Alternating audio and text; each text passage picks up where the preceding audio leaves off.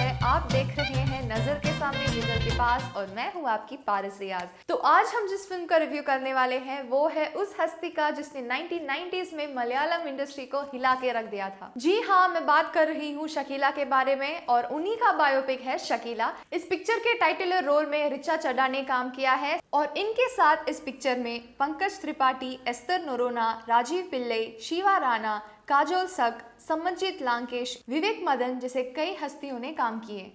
इस फिल्म को सैमीज magic cinema और इनोवेटिव फिल्म एकेडमी ने प्रोड्यूस किया है। इंद्रजीत लांकेश इस फिल्म के निर्देशक हैं। हम सभी ने शकीला को बड़े पर्दे पे देखा होगा, लेकिन पर्दे के पीछे जो शकीला है उनको हमने कभी देखा नहीं होगा और उनके बारे में ना हमने जाना होगा। तो शकीला के बचपन से लेकर उनके स्टार बनने तक का जो सफर है उसी को इस फिल्म में दिखाया गया है। तो चलिए परफॉर्मेंसेस के बारे में बात करते हैं। ऋचा चड्ढा जो शकीला के कैरेक्टर में नजर आए हैं, उन्होंने बहुत बेहतरीन से अपने परफॉर्मेंस को साबित किया है। लेकिन इस रोल में हम जो रियल वाले शकीला को देखते हैं और ऋचा चड्ढा ने जो पोर्ट्रे किया जब उसको देखते हैं, बहुत ही डिफरेंसेस दिखाई देते हैं, क्योंकि शकीला का कैरेक्टर ही कुछ अलग है और ऋचा चड्ढा को मे बी एक मिसफिट की तरह देखा जा रहा है। और ऋचा चड्ढा भले ही उन्होंने मसान, सरबजीत, फुकरे जैसे कई बेहतरीन फिल्मों में काम किए हैं, ऋचा चड्ढा के परफॉर्मेंस में कोई कमी नहीं थी। लेकिन शकीला के जो रोल के लिए किसी और को अगर ले सकते थे, मे बी पर्सनालिटी और उनके डायलॉग डिलीवरी के हिसाब से, तो एक अच्छा से इम्पैक्ट बनता। और फिल्म में विलन कम कॉमेडियन के किरदार में नजर आए पंकज त्रिपाठी। इनके परफॉर्मेंसेस के बारे में हम सभी को पता है, वो विलन तो एकदम टेरिफिक विलन या कॉमेडियन तो हमको एकदम हंसा के बेहोश कर देते हैं। इस फिल्म में वो एक बहुत ही पॉपुलर मलयालम सुपरस्टार के रोल में नजर आए, जो शकीला के पॉपुलैरिटी से उनको एक इनसिक्योरिटी जैसे कुछ फील होता है। और उनका जो एक्टिंग का अंदाज था, उनका पर्सनालिटी, बॉडी लैंग्वेज बहुत ही अच्छा था। शकीला के जिंदगी में अगर उनसे भी ज्यादा कोई और बहुत ही इंपॉर्टेंट है तो वो है उनकी दोस्त सुहाना, प्लेड बाय एस्तर नोरोना। तो इनका जो कैरेक्टर है एस्तर का, वो शकीला का बॉडी डबल करते हैं। तो चेहरा शकीला का रहेगा लेकिन बदन जो है वो एस्तर का है। शकीला के लाइफ में जो एक ट्रांसिशन होता है वो इन्हीं की वजह से होता है। तो इनका जो किरदार है एक बहुत ही इंपॉर्टेंट वाला किरदार है और इन्होंने इसको बहुत अच्छे से निभाया भी है। और साथ ही राजीव पिल्ले जो शकीला के लवर बने हैं, वो भी कई सीन्स में बहुत ही अच्छे से परफॉर्म किए हैं, लेकिन not fit for the role जैसे हमें नजर आए। अदरवाइज इनका रोल भी ठीक ही था। आगे बढ़ते हैं। ऋचा और राजीव के जो चाइल्ड एक्टर्स बने हैं वो है काजोल सक और समरजीत लांकेश। समरजीत लांकेश हमारे डायरेक्टर के ही बेटे हैं और इन दोनों का एक स्कूल का एक छोटा सा एक क्यूट पोर्शन रहता है। दोनों ने बहुत अच्छे से परफॉर्म किया है। शकीला की जिंदगी में उनकी दोस्त के अलावा एक ऐसा और भी हस्ती है जिन्होंने साउथ इंडस्ट्री को हिला के रख दिया था, वो है सिल्क स्मिता। जी हाँ, उनके ऊपर भी एक बायोपिक बनी थी, वो है द डर्टी पिक्चर और उन्हीं के किरदार में नजर आई शिवा राणा। उन्होंने सिल्क स्मिता का किरदार निभाया है। सिल्क का जो पर्सनालिटी है वो एक डस्की ब्यूटी का है, लेकिन इस फिल्म में जो उनको प्रोजेक्ट किया गया है वो एकदम एक स्टाइलिश, एक सुपर मॉडल, हॉट मॉडल जैसे दिखाई दिए हैं। तो आई डोंट थिंक कि सिल्क स्मिता को ऐसे एक प्रोजेक्शन दिया जाना चाहिए था। ऊपर से उनको बहुत ही एरोगेंट किस्म का एक इंसान दिखाया गया है जो शकीला पे थाड़ तोड़ के थप्पड़ मारती है। रियल लाइफ में सिल्क ऐसे थी नहीं, क्योंकि जितने लोग उनको पर्सनली जानते हैं उन्हीं ने मुझे ये कहा कि सिल्क स्मिता भले ही वो एक रिजर्व टाइप की लड़की थी लेकिन वो एकदम एरोगेंट नहीं थी। मे बी हाँ, उनके जो टफ टाइम्स थे उनके सुसाइड कमिट करने से पहले, मे बी उसके वजह से कुछ ऐसा इंसिडेंट हुआ होगा जो हमको नहीं पता और फिल्म में दिखाया गया है। तो हो सकता है ये सच हो, वी नेवर नो।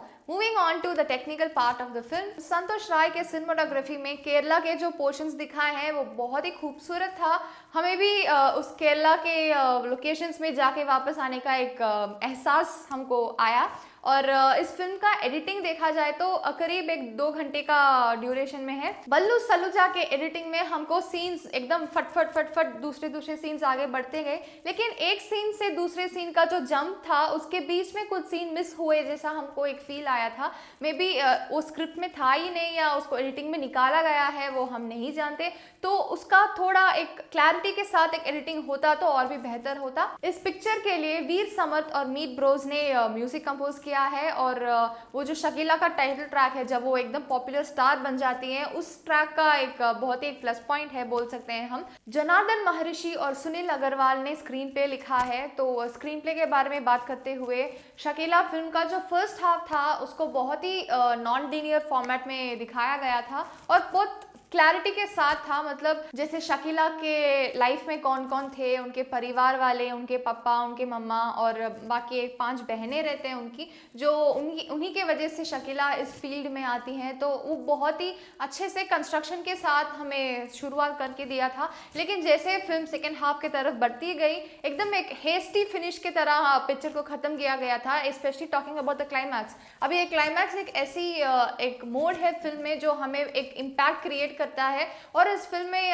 एक ऐसा एक इंसिडेंट होता है जहाँ शकीला हॉस्पिटल में रहती है और सारे प्रेस वाले, मीडिया वाले उनसे सवाल पूछते हैं कि आप ही की वजह से जो भी केरला में रेप सब हो रहा है वो आप ही के फिल्मों को देखकर होता है। तो शकीला बोलती है कि जब दुशासन ने द्रौपदी का साड़ी खींचा था तभी कौन से फिल्म देखकर उन्होंने ऐसा किया था, या जब रावण ने सीता को अगवा किया था उन्होंने कौन सा फिल्म देखकर ऐसा एक बर्ताव किया था। तो आपको लगता है कि मेरे फिल्मों की वजह से लोग बिगड़ रहे हैं तो आप भी मेरे फिल्मों को देखते हैं, अगर मैं गुनहगार हूं तो आप भी गुनहगार हैं, बोल के एक अच्छे से मोनोलॉग जैसे एक बिल्ड किया था। लेकिन टुवर्ड्स द एंड देखा जाए तो उस फिल्म को ऐसे खत्म किया गया था। उसके बाद शकीला की जिंदगी में क्या हुआ, वो अभी कैसे हैं, कुछ बताया नहीं। हाँ, लेकिन शकीला के पुराने जो फोटोज थे ब्लैक एंड व्हाइट के, शकीला पहले कैसी थी और अभी कैसी है, ऐसे स्निपेट्स जैसे हमको दिखाया गया था। लेकिन मैं क्या बोलती हूँ ना, जो आपने पिक्चर के बाद में एक स्निपेट्स जैसे दिखाया था उसी को अगर आप फिल्म में थोड़ा एलाबरेट करके टुवर्ड्स द एंड हमें एकदम एक फिनिशिंग जैसे हमको दिखा दे तो एक बायोपिक देखने का सेटिस्फैक्शन मिलता। लोग अक्सर बायोपिक्स देखना पसंद करते हैं क्योंकि जो पर्सनालिटी के बारे में बायोपिक लिया गया है, उनकी जिंदगी में एक्चुअली हुआ क्या था, उनकी जिंदगी ऐसे कैसे बनी, वो जानने के लिए लोग बहुत उतावले होते हैं। तो जब एक बायोपिक बन रहा है तो जो फैक्चुअल इंफॉर्मेशन है उसको रिटेन करते हुए पिक्चर को बनाए तो और बेहतर होगा। बायोपिक लेते वक्त फिक्शनल चीजें तो जरूर रहती है क्योंकि उसको कमर्शियलाइज करके एक फिल्म के हिसाब से जब देखा जाए तो वो ज़रूरी है। लेकिन अगर उसको कम्प्लीटली एक फिक्शनल तौर पे बनाकर थोड़ा ही रियलिस्टिक इनपुट्स रखे तो वो एक बायोपिक कहा ही नहीं जाता। डायरेक्टर इंद्रजीत लंकेश को इसके बारे में और थोड़ा गौर करना चाहिए था। शकीला का जो कैरेक्टर है उसको एक विक्टिम कार्ड की तरह प्रोजेक्ट किया गया था। मतलब मैं बहुत बेचारी हूँ, मेरे साथ इतना हुआ, वैसा हुआ, ऐसा हुआ। मे बी रियल लाइफ में ऐसा हो सकता था, लेकिन उसको एकदम एक हाईलाइटिंग तौर पे उसको प्रोजेक्ट करना वो अवॉइड कर सकते थे। और ये पिक्चर को देखते वक्त हमें एक सॉफ्ट पॉर्न जैसे ही लगा क्योंकि ऑब्वियसली शकीला एक पॉर्न इंडस्ट्री को रिलेटेड किए हुए एक सेलिब्रिटी हैं, तो उनका बायोपिक बनाना तो obviously you expect something like that. तो we had a soft porn kind of a feel watching the film. The dirty picture भी ऐसे ही कलाकार का एक बायोपिक है विच इज सिल्क स्मिता, और जो विद्या बालन ने किरदार निभाया था और उनके साथ जो एक्टर्स थे नासिरुद्दीन शाह, इमरान हाशमी, तुषार कपूर, उन सभी लोगों ने they actually lived into the characters that they had perform. तो जो इम्पैक्ट डर्टी पिक्चर जैसे एक बायोपिक ने बनाया था वो इम्पैक्ट इस पिक्चर में थोड़ा मिसिंग है। तो आइए देखते हैं शकीला को कॉम्बो में कितना मिलता है।